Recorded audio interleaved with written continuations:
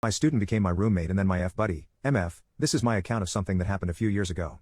It's mostly true except for some of the dialogue that I had to reconstruct to the best of my memory, contrary to what everyone else on here claims. No one is remembering exact dialogue years later, haha. Right out of college I got a job teaching high school. I was 22 years old and teaching kids who were 14 to 18. It was a great job. I love teaching and I'm pretty good at it.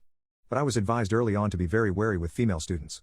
The small age gap between me and my students, coupled with the fact that I was single, could spell danger. Overall, I was professional with all my students. I had to be in order to get them to take a younger teacher seriously.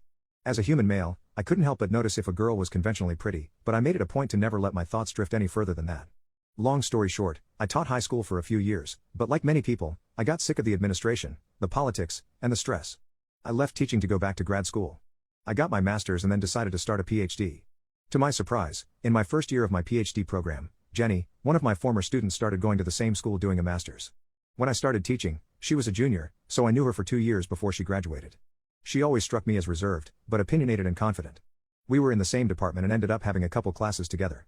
It was strange for her to talk to me and not call me Mr. N, but she quickly got over that and became fairly friendly with each other. We would meet up for lunch every now and then and I'd advise her on what courses to take and how to apply for PhD programs. The program I was in places a ton of emphasis on language acquisition as a means to further your research abilities.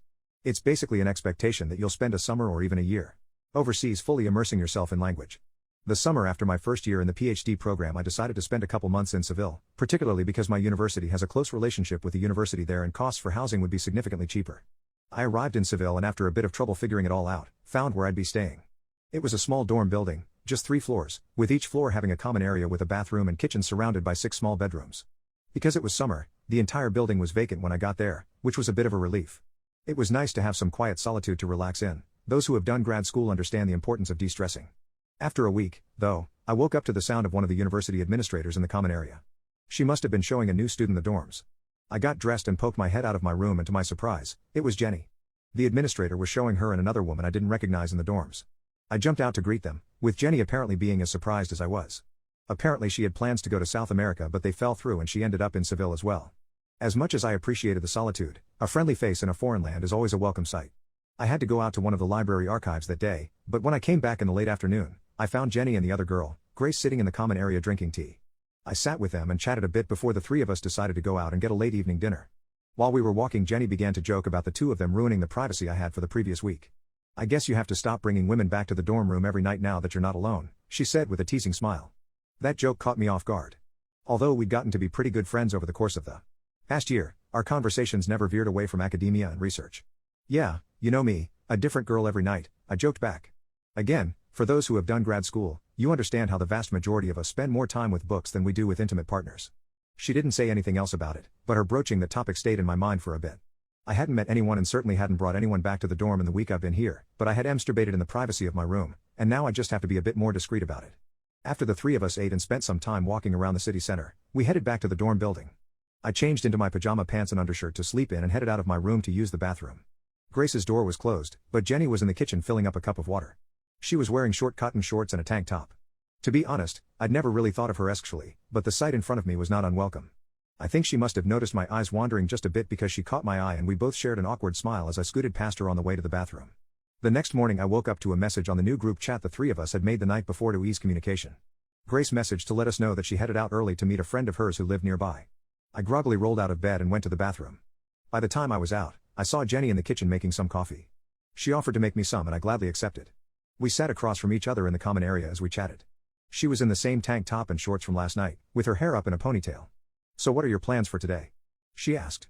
"Well, I was going to bring a ton of women back to the dorm like I've been doing daily, but now that you guys are here, that's off the table," I replied sarcastically. She laughed heartily. "I know you're joking but I also wouldn't even be surprised." I laughed it off and ignored what she was implying. Maybe being away from school and home was causing her to be more carefree. I didn't mind, it was just a new side of her I wasn't used to. Over the next few days we settled into routines. We usually all met up for dinner and hung out until late at night. Mornings start late in Spain, which was a nice change. One morning I woke up and to be frank, was atrony. I hadn't masturbated since the girls had shown up. Although I locked my room door, I still felt uncomfortable with them being so close. But this morning I just had that undeniable urge. I started to touch myself, with cliché fantasies running through my head. But halfway through, I started to hear a faint sound. A light buzzing. I thought maybe it was something like an air conditioner, but that wasn't the sound the AC in this building makes. It took me a second, but I realized the sound was coming from directly on the other side of the wall. Jenny's room. I realized. She must be using a vibrator. She must not realize that the sound of it could barely be heard through the wall. I was simultaneously surprised and turned on. It didn't take me long to finish myself off and I grabbed a towel to clean myself up. I got up and ran over to the shower while making sure the common area was empty. By the time I came out of the bathroom, I saw Jenny was now in the common area drinking coffee on the couch. "Hey, good morning, how's it going?" she asked. I was having trouble looking her in the eye, knowing what I heard earlier. "I'm all right. Are you having a good morning?" "Yup." She responded perkily. I don't know what got into me at this point. What I said next was so out of character for me that I'm still shocked I ever said it. "Yeah, I heard." I was standing in the doorway of my room and waited just long enough to close the door to see the look of understanding dawn on her face.